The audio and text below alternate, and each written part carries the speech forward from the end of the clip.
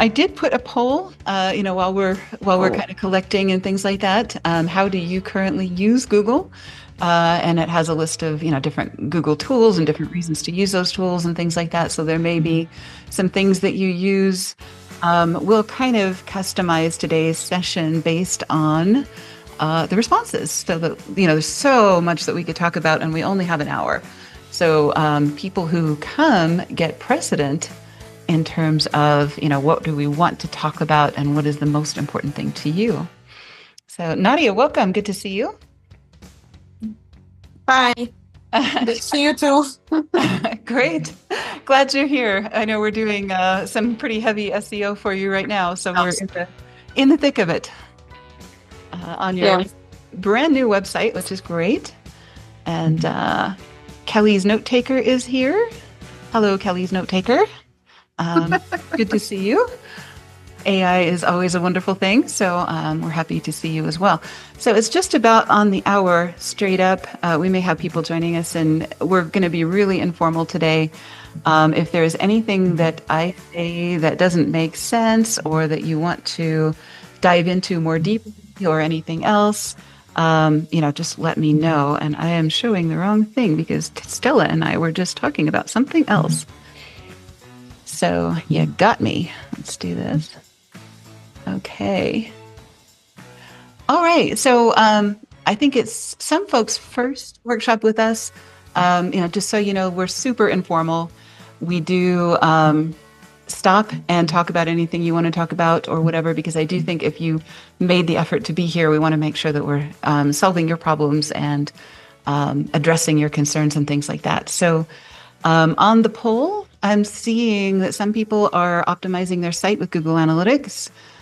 Some people are using the Google Search Console. Some people are using other. I don't know who you are, and I don't want to call anybody out, but if you want to specify what that is, or let me know what your question is, we can get that in mind as well, because as we said, there are 1,000 things that we could talk about, and we could take a week talking about Google and not cover it all. So, okay. Hopefully everybody has the workbook. If you've printed that and you can take notes and things like that, that will make it easier. So that will be great. And John and Stella, if you could manage the chat so that if anything comes up that I need to address, you can address it or let me know that I need to address it or whatever. So first of all, there have been a lot of changes in Google, and there's been a lot of press that Google is less important than it was a year ago.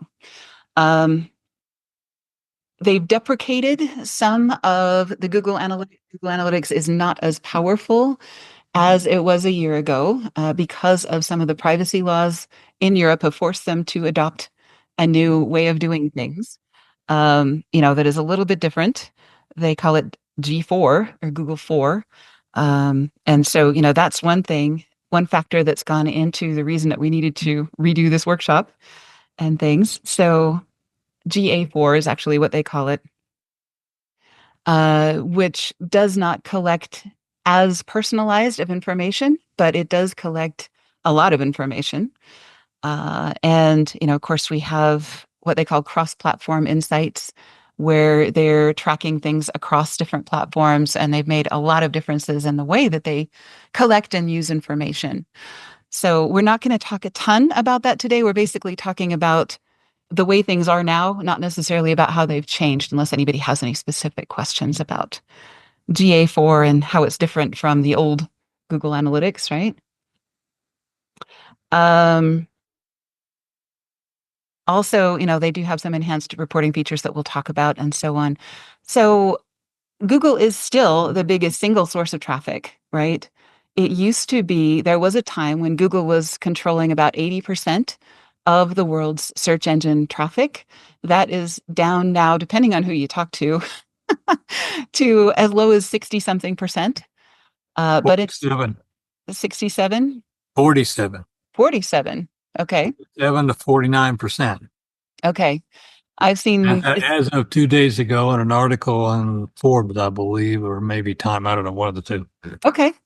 I will buy that. Depending on how it's measured and depending on who's measuring, it has definitely gone down, but it is definitely still the largest single source of traffic to any website on the planet, as far as I know. Anybody want to fight me? Okay, cool. All right, good to know. So that's thing number one. Another myth that we often run into is, that SEO is something that you do once when you build a new site or when you add new content, and you set it once and you leave it and you never touch it again. So, that's another myth or misconception. SEO is not a substitute for strong branding. It is not the end all and be all. In fact, the internet is not the end all and be all of marketing. It is a component of a much larger strategy, and it works best when it's used in conjunction with other responsible multi-channel, multifaceted marketing. SEO is not free. We call it organic or free traffic, things like that. It does require a lot of investment of time and often in tools. So we pay a ton of money for a tool called SEMRush, that we use to do SEO. And I don't know that we could do as good of a job without paying for tools and also paying for time. We have to take that into account as well. And also, SEO is not a replacement for human expertise. You don't want to just say yes to all of the recommendations on Google or, on your software tool and consider that to be done. There is a human element to SEO that can't be ignored. And, we absolutely require our clients' time and energy to analyze sets of keywords and, to do some of that grunt work that poor Nadia has just been through. As we're going through her website and making her do some tasks that only humans can do, which is editing content and evaluating groups of keywords and things like that. So SEO and Google are still inescapably intertwined, right? We still say I Googled something. I've never heard anybody say I looked it up on the internet in the past, 5 years? Maybe longer? Right. Okay. So, the quote I use here, you can't fall in love with a Google search, says Taylor Swift, who has benefited probably more than anybody on the planet from Google. It's easy to say when you're the beneficiary of all that internet magic. All right. So, moving on, the first thing we want to talk about is keywords. Keywords are really the backbone and the most important component, I believe, of SEO. Excuse me. So the first thing we do with a new client when we are talking about SEO or when we're talking about anything, even before we do their personal branding, we talk about what are the things that we want you to be known for? What are the things that you want to be associated with? What are those terms? So for Stella, it would probably be travel copywriting. For John Williams, it might be, either corporate company planning or internet security or cybersecurity or something like that. Robert Mark, I don't know what your 2 terms would be, 2 or 3 terms, but certainly marketing. Why? Okay. Yeah, but obviously you're very authoritative on aviation marketing, and you've written books on topics and things like that. So there are some terms that you want associated with your name and you want to be found for when somebody looks for your area of expertise. For Nadia, it would be aircraft repair services in Florida. John Chvaddle, you can probably tell me internet hosting. Aviation websites. Aviation websites. Thank you. Yeah, exactly. Angel, do you have? I know it would probably be being the world's greatest admin assistant. Okay, Angel, I think you're muted, but it sounds good to me. Patty, obviously aviation safety comes to mind. You may have others. Nope, Debbie, risk management. Risk management, that's a good one. And super popular right now too. Yeah. Debbie, any thoughts? Well, jet brokers is jet brokers. Synonymous with selling jets, right? Yeah. Jet sales. Yeah. Kellie, probably aircraft dispatch departments or customer service or aviation safety. Yep. Advocacy. Advocacy, yes, absolutely. Right. So we like to look for a list of 10 keywords to start with, and a list of 100. So the 100 would be words that we're tracking. The 10 are what we're actively optimizing for at any given time. So, why those two numbers? Why not just 3? Why not 500? Those kinds of things.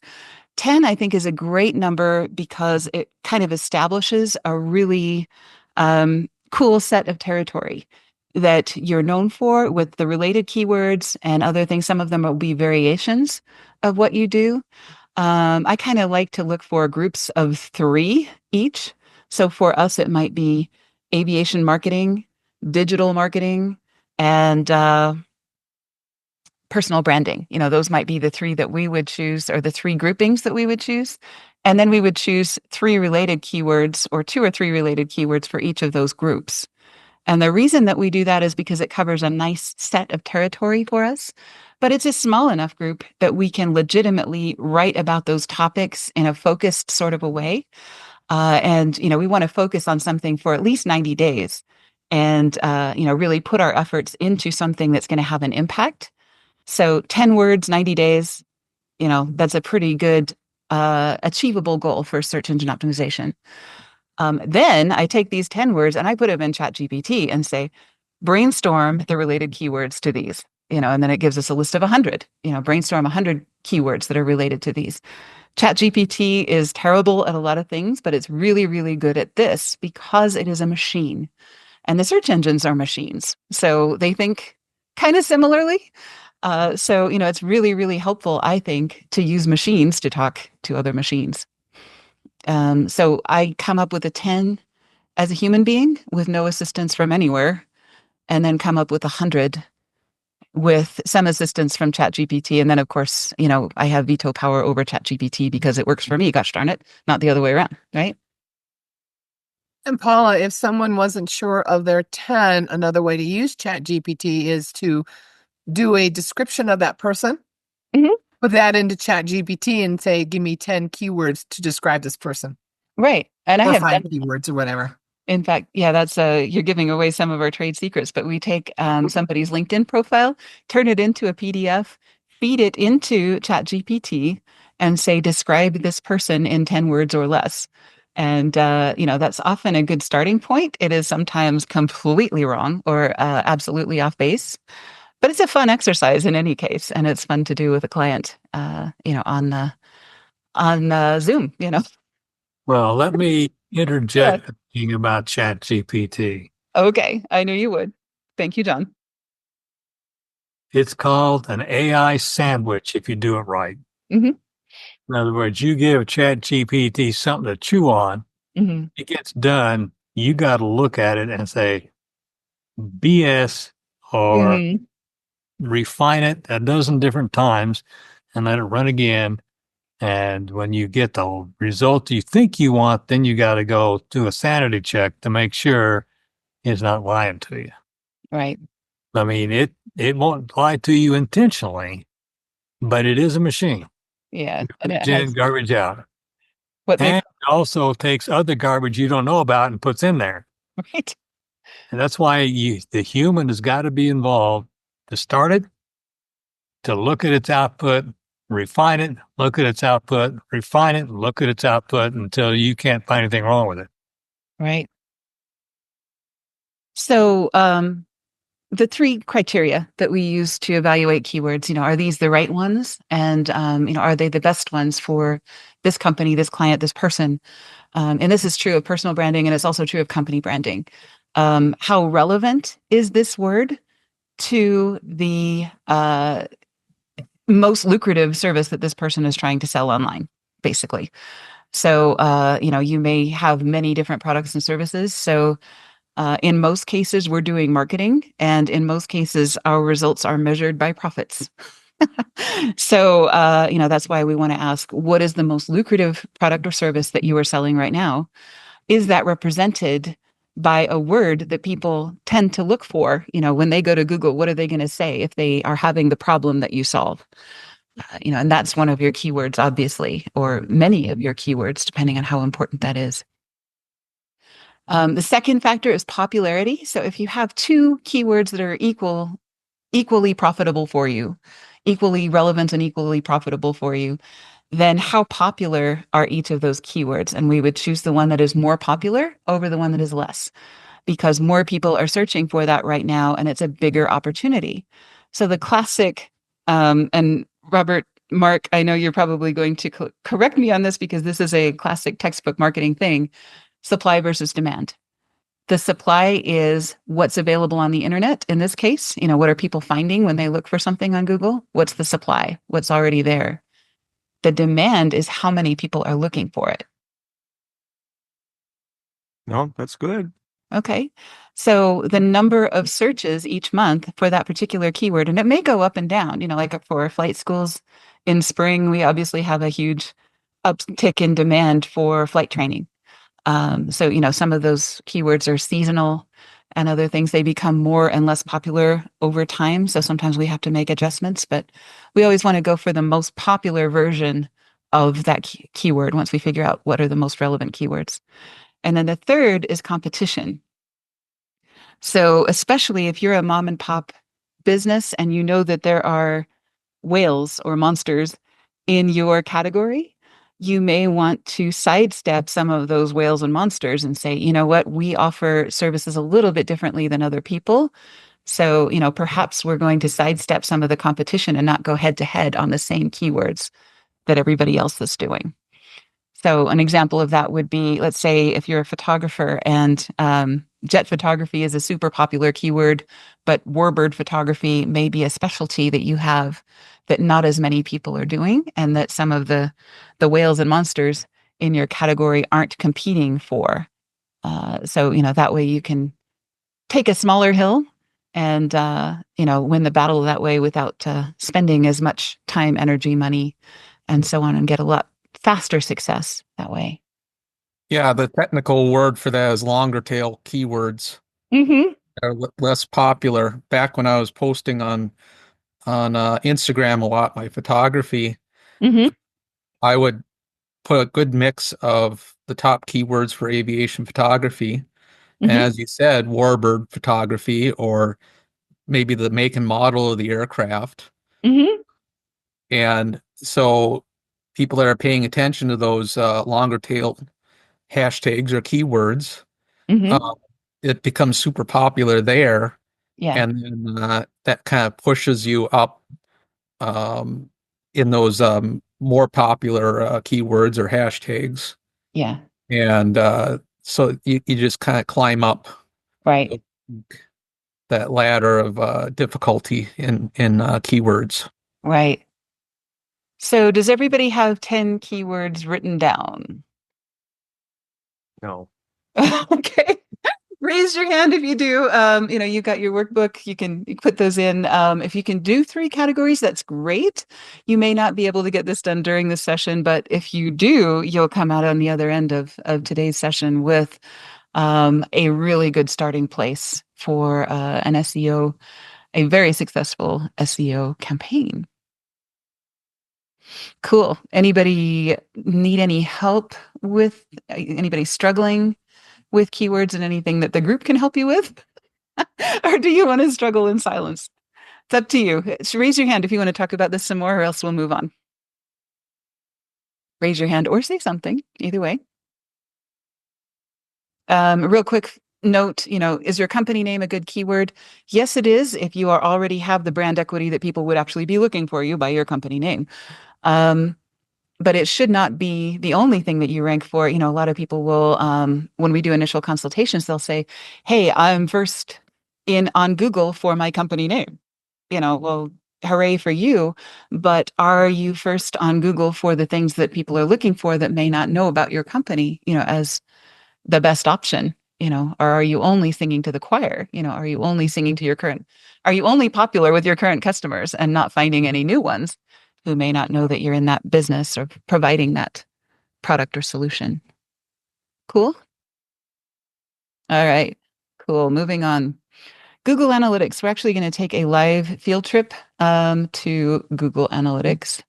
So I love live field trips because anything can happen, right? So this is our main website. I can show you this data because we own it. So just to give you kind of a tour of the new Google Analytics, if you've not seen it before, some of the questions that it can answer for us is, how are we doing this year compared to last year? So, I like to look at a year of data at a time, or at least 90 days worth of data at a time. Google defaults to 30 days, which I think is meaningless because SEO is a long strategy. It's a long game. Anything that you do now will take at least 30 days. That's not necessarily true. We do sometimes have things happen faster, but we want to look at it as a long-term strategy. If you're looking for a short-term strategy, there are others that are a lot more effective than SEO. So SEO being a long game. This is actually Google Search Console, not analytics. This is analytics. Okay, I apologize. So Google Analytics, do we have more active users than we did this time a year ago? And the answer is, can you tell from the data?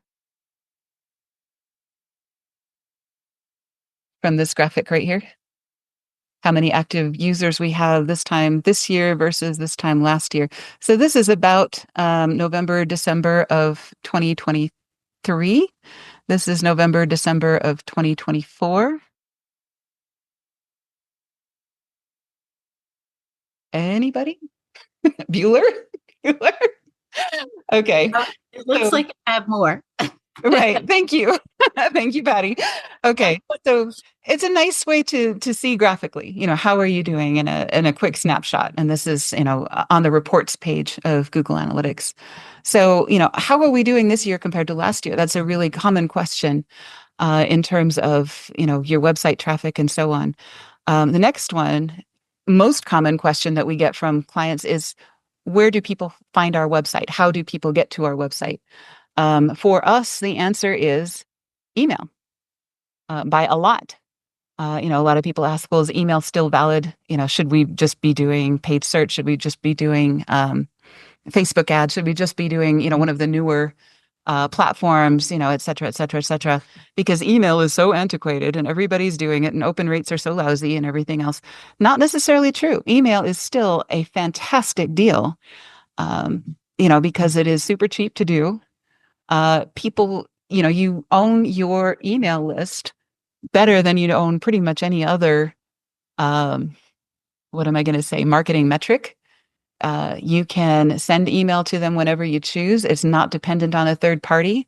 We use MailChimp, but we could switch tomorrow to a different platform and take all of our users with us. That is not true of any of the social media where your audience belongs really to the platform. So, if you have a whole bunch of LinkedIn followers and things like that, that is amazing. But if LinkedIn went out of business tomorrow, what would happen to that following? And this has happened to somebody that I know. And, if you want to chime in, you can, where a platform ceased to exist and he lost a really large audience. Yeah, that was me. Back in 2014, I started posting on Google Plus. And I grew that following to be the largest active aviation page on the platform. Had hundreds of thousands of followers. And then, of course, fast forward to, I think, 2017, 2018, they decided to close up shop and lost everything. And during that time, I was starting to think, I should look at websites instead of social media so that I actually own the audience, the platform. You own the real estate. Exactly. And that's one of the things that we love most about websites is you have absolute control over that website. You can switch hosting. You can do a lot of things. You also own your email to a slightly lesser extent. There are some funky things about rules about email on the internet, funky things about the Can Spam Act and other things. But for the most part, you own your audience. If people have subscribed to you and you have their email address and you have permission to email them, that is a super powerful marketing platform. It's really hard to beat that. So emails are number one, organic searches are number two, paid searches are number three. We just started experimenting with that this year ourselves. We've done it for clients for a long time, and we thought, well, we don't need to. But, we've kind of gotten into that this year. Direct is the next, where people already know about ABCI and, type something in from somewhere. Referral, that includes social media.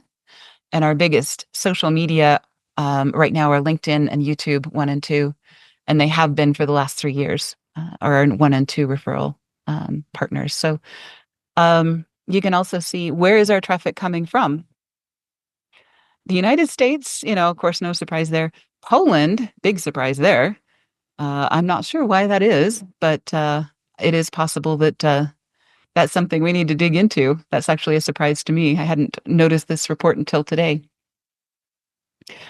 We do have clients and people that work with us in other places. So, the others are not a surprise to us, but we don't know anybody in Poland that I know of. So, no, but that's just barely is Eastern Europe. So, right. And that might be just where their ISP is. So it could be. Yeah. Yeah. Anyway, any questions on Google Analytics? What questions could we ask or answer given this dashboard or given this data? And of course, we could dive into this for weeks and never come up for air. But, those are some of the most important, I think, management questions that come from this. Is what we're doing working? Are we doing better than last year? Which of our marketing efforts are the most effective in terms of getting people to our website? We do have some goals down here. And you can set these up to be anything that you like.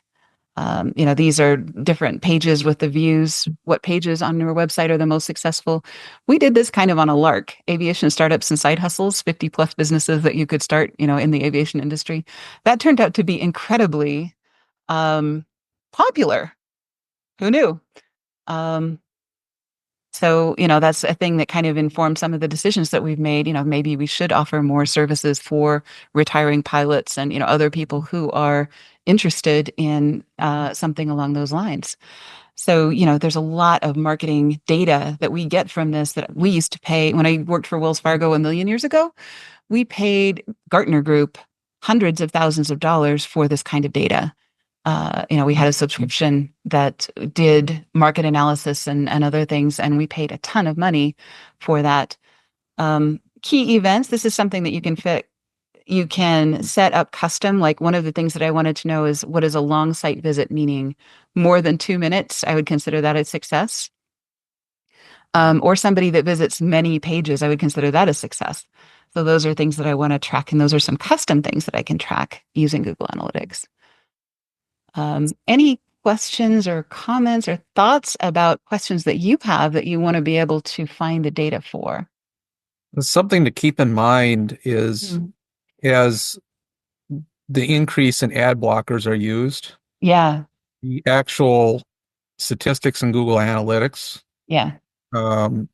there's actually probably more traffic coming to the site than what's being represented here. And recently I've been exploring on server, on website analytics programs, and they've actually gotten pretty powerful. A problem for small businesses that may not have a lot of money to invest in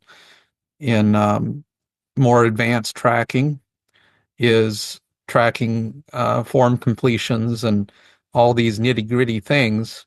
And the beautiful thing about having analytics on the server, on the website, not a third party like Google Analytics, is that that process of setting all those all that tracking up is far more automated and easier to do. And with the dumbing down of Google Analytics because of the privacy laws, I think it's going to trend towards these more paid for type analytics services, whether it be on website or a third party, that are privacy focused. I think in 2025, in the early part, January, there's 5 new states that are coming out with privacy laws. So it's becoming more and more complex, right, on that end to keep up with all the regulations. and there's more people using things like, like John's favorite Brave or DuckDuckGo or other non-traceable browsers. So those are not in here. Those will not be tracked in Google Analytics. So you have to assume that this is probably lower than it would be otherwise. But again, there's other ways to track. But go ahead, John. What John is referring to is really nice. But if you start, you can grow yourself broke using software. Oh my gosh. We almost did that. $100 for this, $100 a month for that. Pretty soon you're talking real money. So the only way we've discovered to get around it is to have a lot of users, and then we can afford, because of the scale, to go ahead and have it so everybody uses it. Yeah, so tools like SEMRush, which would be prohibitively expensive for us as a single company, we can use and give read access to our clients, and just include that in our fees and things like that. So some of those expensive tools, there are ways to get around that, and that's. Don't let SEMRush hear me say that. Actually, we are very strictly in compliance with all of the licensing regulations for all of the software that we use, because we can't not be. But there are ways to make this less onerous. Yeah, that's what I've done as well for care plan clients. Is I'll invest in the developer license or the unlimited license or what have you. Enterprise, yeah, exactly. And all of a sudden, I can offer these very expensive tools at a very reasonable rate. Yeah, agency licensing is a wonderful thing. Okay, so that's pretty much Google Analytics. Those are the things that the kinds of questions and answers that we can get from Google Analytics. Google Analytics is free. You can set it up on any website. It takes about 10 minutes to set it up, and it is incredibly powerful. It doesn't track every click, but it will give you a general idea of, as we said, Google is the vast majority of traffic. It is the largest single source of traffic, and the easiest place to track and the cheapest place to track because it's free. And I'd also add that Google Analytics go hand in hand with Google AdWords. So if you don't plan on doing Google AdWords, I might say maybe you should look at these other third-party analytics platforms, because that's all you really need. Plus, you might get better data with less work. But when it comes to, if you plan on running Google AdWords, Google Analytics is very high up as the importance level. Yeah, and I honestly think it is malpractice for a marketing company to do Google Ads without doing SEO, because you'll pay way too much for your ads, because Google assigns what they call a quality score. They want to serve the best possible content to people using their search platform. They have a reputation to uphold. So, they want to make sure that the results that they're providing to people who are searching on that platform are high quality and they are actually relevant. There was a time when you would search for, people would stuff their websites with keywords like Justin Bieber or whatever, even if they were selling the emergency slides for aircraft. And that would get them more traffic from Google, but they'd get a really low quality score. Google has since gotten a lot smarter and said, you know what? If your site is not relevant to the keywords that you're using, we're not going to let you do that. And we're going to penalize you if you try to buy ads or anything else using any sort of trickery or BS, chasing those high volume keywords that are not relevant to what you're doing. So rule number 1, use SEO first. Rule number 2, if you're going to use Google Ads, follow rule number 1, right? Thank you, John, for clarifying on that. Next tool I'm going to talk about is SEMRush. And again, this is a tool that we love.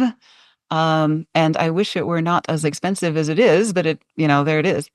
So there's a lot of things that it does from a search engine perspective. Let me show you our position tracking. This is one of my favorite things. What Google Analytics does not show you is what other people in your space are doing. So, as an aviation marketing company, there are other aviation marketing companies that I want to keep track of. The aviation agency, aviationmarketing.aero, aerospacemarketing.com, and so on.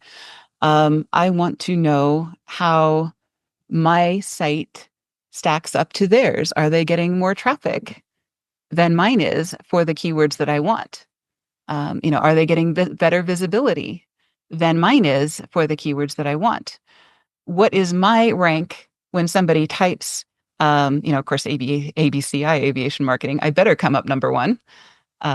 So, of course, I show up as number one, as I would expect. But there's a lot of, this is a long tail keyword, account-based marketing for aviation, and so on. We had talked about relevance and we had talked about volume as some of our key criteria for this. So I have a category that I'll call primary. These are the ones that are the most relevant to us. We track a lot more keywords than we probably need to because we run experiments on our own selves before we do anything to clients. And we want to know what those are. So these are our primary keywords, the ones that we're gunning for, the ones that we have close competition for, the ones that we need to put some effort into. So, and then I sort those. So the primary tag is our relevance, and then I sort by volume of searches. So 210 people are searching for advertising in aviation. We are in position number 19 right now, which is not okay with me. So this is an opportunity for me to write some long form content and short form video. We're going to talk about those tactics in a minute to improve our standing for this keyword. Does that make sense? Did everybody follow my logic there? It is a high relevance to ABCI. This is something that we want to be known for. A lot of people are looking for it, and we are not doing well for it. We want to be in the top 5 for this keyword. So I'm being really vulnerable right now and telling you about a weakness in our company. We've never really focused as much on advertising as we have on marketing, but obviously a lot of people are looking for this. So that is something that I need to change. Aviation marketing, we're number 3 for that. I'd like to be number 1, but there are 140 people looking for that. So once again, high relevance, high volume. The competition is intense, but this one is worth doing. Questions on what I can see from here? Or yeah, Patty. I have a quick question. Yeah. Silly. So is your keyword advertising in aviation? So it's actually a phrase? Yes. So if I go to Google and I search for, well, this is Google, and I search for advertising in aviation. You should come up as number 19. Yeah, exactly. So, these are and here we are actually better than that. Yeah, exactly. Maybe we've had some improvement that isn't registering. So here we are at about number 3 or 4. So it could be that, and I actually just wrote some stuff to see if we could get a better result for that, because I noticed this problem before we started preparing for this workshop, to see if I could get some traction on this that I could show you. It wasn't showing up yet in Google or in SEMRush, but it's possible that there's a delay there. So that's better news than I was hoping for. But yeah, that is the precise phrase that we're wanting to optimize for. And I might have missed this because I did come into the meeting a little late. The keywords that you're showing here that SEMRush is running for you. Yeah. But you put the keywords in. So Google Analytics shows you the result, of Google searches. Where do you put the keywords in? Is that in Google Ads? Okay. So these are simply tracked. All SEMRush does is track them. So we didn't put them in anywhere other than the fact that our website is optimized for them already. And this is measuring that effort. Oh, okay. So your keywords are just words used on your website, and then this is just the results. Got it. Exactly. Thank you. So that's okay. No, this is actually a great question. So when we came up with our top 10 keywords, what I do then, once I have my top 10 keywords, and obviously advertising and aviation would be one that I know needs to go on our top 10 because I need to put some effort into it because our competitors are nipping at our heels on that one. So I would put that in my top 10. I would put my top 10 into ChatGPT or, what a tool of your choice, Claude, what's the other one? Stella's favorite, per spicacity or something like you can tell Perplexity. me. Perplexity. Thank you. And have it brainstorm topics that are trending. What are the most popular topics about advertising and aviation that I should be writing about right now? And then it will brainstorm a list of topics. I'll pick the ones that I think would be the most relevant to the people that follow us, or the most useful to the people that follow us. And again, we do that AI sandwich where we phrase the question, we ask for the answer, we use the answer with human intelligence, not just with what it gives us because we don't believe it any further than we can throw it, right? Okay, cool. So what we get from SEMRush, and did that answer your question, Patty? Or yes, yes, okay, cool. thank you. All right, no problem. That is good to know. So one of the coolest things about this is the landscape, which it's taking forever to come up because it's live TV. So this rankings distribution is something that we really like to watch. We want to have the 1 through 3. Those are where we get most of our traffic from if we're in the top 3 Google results for any given keyword. So our objective with any new client is to get their top 10 into the top 3, right? And that will take us longer or shorter depending on how much competition there is for those keywords. But we want as much yellow on this chart as we can possibly get in our first 90 days of working together. Does that make sense? Okay, cool. So this rankings distribution is one of the things that we obsessively watch and so on. So this is just our top 10. I put a screenshot into the workbook so that you can see how we stack up. And, after I do some work, which I don't always do because there's a lot of other things going on in our company, I can usually see a nice little spike. And then after that spike, it will go down a little bit. And then it will not go down to the level that it was before for quite a while. So as long as I'm publishing something about every 3 weeks, it will continue to climb in those search engine results for those keywords or that group of keywords. Cool. So that's what we measure obsessively. There's the saying, what gets measured gets improved. And that is absolutely true of SEO. It's like your checkbook. If you don't look at it, well, nobody has checkbooks anymore. If you don't look at it, you have no idea what it is, what it's doing. I have one. Okay, cool. Good for you, Robert. We had to pay for something by check a while back, and we couldn't do it. We had to go to the bank and get a check. It was the craziest thing ever. Anyway, so how do you get more yellow on your chart? How do you get into those top 3 keywords? You do that with content. And there are 53 ideas for content on these next 2 pages. But we're obviously not going to talk about all of them. We're not going to talk about all of them today. The 2 that I would recommend most highly for the next couple of years, and this is given what we know about SEO with Google, from Google itself, and also from what we're hearing from experts on AI and other things.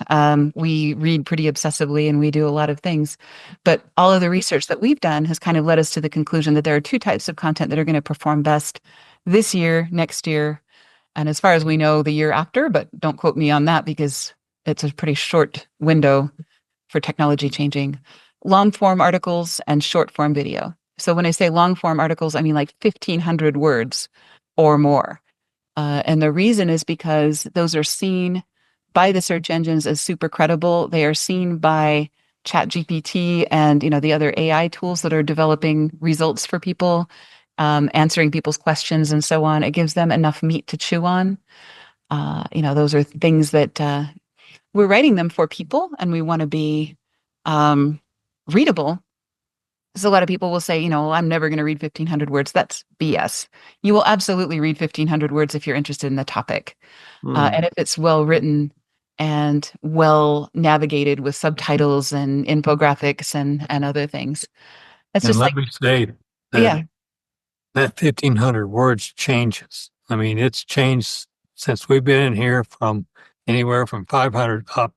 Mm-hmm. And there's a whole lot of parameters like that you have to ferret out of Google to figure out what's going to work. Yeah. And she does this obsessively. So that's the reason she can, right now, that's the number. Yeah. 5 years ago, we were telling everybody write shorter content and write more of it. We were saying write 300-word blog posts, write 500-word blog posts, just write more blog posts. Now we're saying if you have to slow your roll and do 1,500-word blog posts and only do them once every 3 weeks, that is actually better than posting every day 300 or 500 words, which was not the case 5 years ago. So that's changed. And it will probably continue to change, but for now and for the near future, as far as we can see, long form articles are doing really, really well. Short form videos are also doing really, really well for the opposite reason. If you call your long form articles your 3-course or 10-course dinner, the short form videos are the appetizers that you are serving at the door to get them into the restaurant to start with, right? Nobody's going to read a 1,500-word article unless they know for sure that they're interested in the topic. But how do you find those people that are interested in the topic? You use bait, and you use clickbait. So you come up with, out of this 1,500-word article, what are the 3 most fascinating tidbits that you can come up with, and you make short form videos out of those. When we say short form, we mean less than a minute. And we mean vertical format. All of the social media are preferring those now. Even LinkedIn is doing short form videos as their preferred, one of their preferred modes of content right now. And they've started promoting them more heavily. That has never been the case in the past. But I think, technology has changed. People are using LinkedIn on their phone a lot more than they ever have. They used to use LinkedIn at work on their computer. Now most people use LinkedIn on their phone. That's a big demographic shift, I guess, that's happened in the last little while. So go ahead. Algorithms are kind of fickle. As you brought up, 1,500 words works today, but a few years ago, 100 words worked. Keeping in mind the audience, if you were to explain to someone who might not know much about the topic, does it take 900 words or 2,000 words? Yeah. Explain it thoroughly so that they have a thorough understanding of it. Yeah. That's rule number 1. Rule number 1. Right for people. Exactly. So what do you think your algorithms attempt to mimic people's preferences, because that's what keeps people going back to Google search. So if you're playing the long game, answer the question or topic thoroughly. Yeah. Would be the number 1 thing.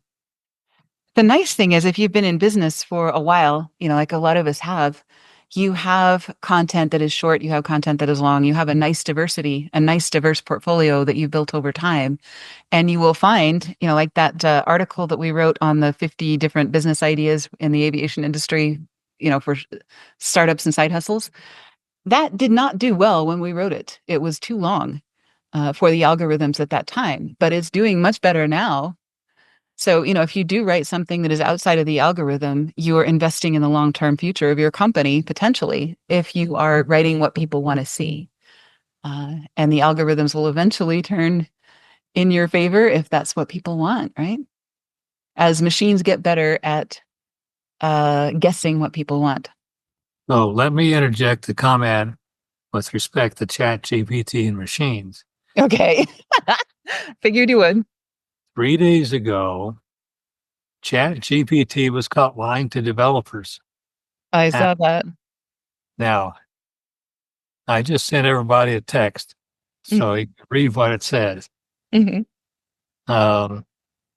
the article, if anybody wants to look at it, I can send that link. Yeah. But it's a cautionary note. So if you use it, make dang sure that you provide the sanity check throughout before you just take what it says and blatantly put it out there. Yeah. Our process internally with our company is, like we said, the sandwich. We have to have humans on the front end and the back end of every AI interaction, because we don't trust it. So, that's a thing. But we're not judging the morals or anything else, or the impact on society or anything else of ChatGPT. Just, is it useful for marketing is the only thing that I really care about in this conversation. But, we could have a whole nother philosophical debate about the existential threat or whatever, but that's not what we're here for today. So no, I just so it's not just me talking. Oh, I know. It's out there in the world. Yep. John and I talk about this a lot. You can tell. Okay, we've got about 10 minutes left, so I wanted to share a few case studies of things that we've done for clients, and what it looks like and how long it takes. So what results you can probably expect if you are producing very high quality content on a regular basis for the keywords that we're after. So, obviously this is based on about 100 keywords for each of these clients, and looking at a longer or shorter time frame. So we wanted to give kind of a variety of perspectives. ETT Aviation is a software company. They do aviation or airline management software, scheduling, crew management, that kind of thing. So it's a pretty specific niche, which is nice, but there are monsters in their field. So, this is one where the competition is tough. So, of course, we're looking for those 1 through 3s, but we're also looking at raising those long tail keywords over time as well. And you can probably tell exactly when we published some content, or, exactly the next indexing event from Google after we published some content, right around March,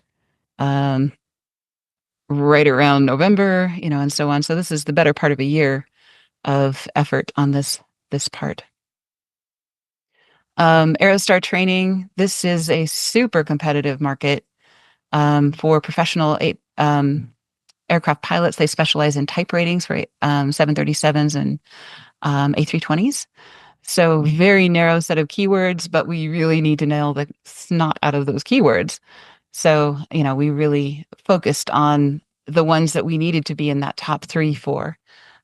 So, we're not looking really for long tail in this instance. We're looking for really good results for their top 10, because there's only so many keywords associated with the 737 and the A320. So that's where we're going with that one. And again, we're looking at October through June of last year's, where I took the data. I grabbed this off of an old case study so we could use it. Empire Unmanned. This is cool because it's kind of an untapped market. As much as UAVs are kind of cutting edge of technology, they are not cutting edge of marketing. People who are doing UAV services and things like that aren't marketing as much as they should. So the competition is not what you would think it is. So this is over the better part of a year. Again, sometimes it's a long-term strategy, but you see the improvement over time. Any questions about any of these, or what it means, or what strategy you might choose for your company, given, what you're looking at? Apex is an MRO in Singapore. In Kuala Lumpur. So, they are doing very specific services for airliners in a very specific market. So, this applies to more than just the United States. We sometimes go outside of the US. So they may be a little bit outside of Google's sweet spot because they have different search engines that they use in that part of the world. But we do track also the Google data as well. All right. Next steps if you have questions, we're happy to take them, and we can dive back into any of the tools that we talked about. And then what I'd recommend that you do is basically set 2 or 3 priorities for immediate action. The first one, of course, is to come up with your top 10 most wanted keywords, because everything flows from that. What do you want to be known for? If you could pick 10 words that you were in the number 1 position on Google for, what are the words that would most impact your financial situation and your business? Does everybody have 10 written down? Raise your hand if you do. We'll do a positive response this time, hopefully. Instead of a negative, raise your hand if you have problems. Let's instead raise your hand if you've got it done. Anybody? I do. I didn't do it during this session, though. I have it all stored in my head. You have it all stored in your head. I kind of figured. Right. Exactly. And this is, if you're doing even personal branding, or if you have a company, either way. And I know some of you guys are solopreneurs, so it's kind of complicated. It's kind of complicated whether you're promoting a company or whether you're promoting yourself. Either way, a lot of those words are going to be in common. And I'd recommend you start with your personal branding, get that in line, and then do the company branding if there's a conflict there, if you're having trouble finding that. I would reiterate that. Get the branding, get the copywriting, because copywriting bleeds. You really can't separate that from SEO. And that becomes a firm foundation to further optimize. Yeah, you absolutely cannot optimize without content. And you cannot have content, even if it's video content, you have to write an outline. So there's writing behind everything, which is why we lean on Stella and Angel and everybody else on our team and things like that. So, as well as ChatGPT, which is one of our team members, if we look at him that way. Our least trusted team member. Okay, so yeah, one of the actions that I think you should probably do is, write down your top 10 most wanted keywords. And then another action, if I could make a suggestion, is just basically ask your favorite robot, what are the best topics, or the most popular topics for these keywords? What are the most searched topics for these keywords? And in some cases, it's going to come up with FAQs, it's going to come up with explainers, it's going to come up with some really cool in-depth articles that would make a nice, long 1,500-word article that people can really sink their teeth into and really make you the authority on that topic. And then you can get started writing and producing content and getting it published in ways that are, that's the one thing that we didn't cover today because it would take too long, is how do you get the plumbing behind that content correct so that the search engines see it, so that the AI sees it and everything else. But thing number 1 is you got to have it in order to do anything with it. And then once it's on your website, we've got something we can work with and we've got something we can optimize. Cool. All right. I did notice that some people mentioned the Search Console as a tool that they use. Any questions on that you wanted to dive into in our last couple of minutes, or were there other questions that you wanted to dive into?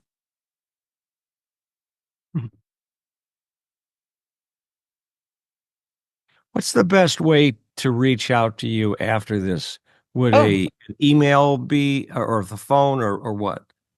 Any of the above. We answer anything, including smoke signals. But well, yeah. I'm going to try that. All right. There you go. Yeah. No, email is fantastic. Phone 702-987-1679, or you can get to our calendar. We do offer free consultations. If you go to aviationbusinessconsultants.com, which is our optimized website, and click the Contact Us button, you'll get a calendar that is not looking very good. Well, actually, it's not bad. So you can pick a time, and I'd love to sit down and talk about how to make this all work and go into a little more detail on what you've got cooking. So, yeah, that's always more fun. To get super specific and figure that out. Thank you for asking, Mark. That was a very good segue into a call to action. Yeah, You're a marketing professor. Check will I can be tell. in the mail. I'm sorry. Oh, yeah. Check will be in the mail. Okay. Absolutely. We love that. So thank you for that. Other questions, thoughts, comments from anybody on the call? Anybody want to dive into anything else? Wow. Okay. Well, hopefully you've got the workbook, and again, those two things I would highly recommend. Get your 10 keywords down, start brainstorming content, and start building content, and you will see an amazing result. And if you need help with the plumbing, that's what we specialize in. So making sure that's all connected properly and reading each other. So give us a call. So give us a call or schedule an appointment. Either way, we'd love to sit down with you. Yeah. Thanks for doing this. You're welcome. Thank you so much for coming. It's so good to see you. It's been a long time.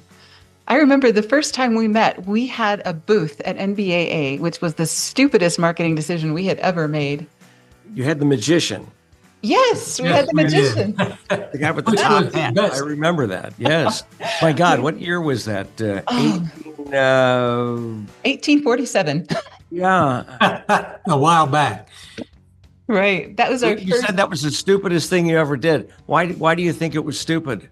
Because we spent so much money on that booth. There is no way we could have ever achieved an ROI without signing up a customer on the spot, and that doesn't really happen at NBAA, but sure. But we offset that stupid decision by having a magician there, which was the smartest thing we ever did for a trade show.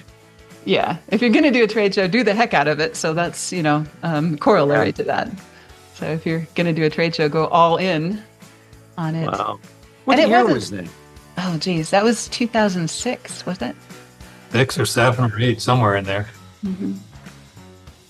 Long ago, and I'm not saying that NBAA, having a booth at NBAA is stupid, but it was stupid for our very first event, and our very first, because we went to the biggest show there was.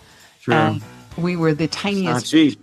Yeah, we were the tiniest fish in the biggest pond, but we didn't know that at the time. So it was fun.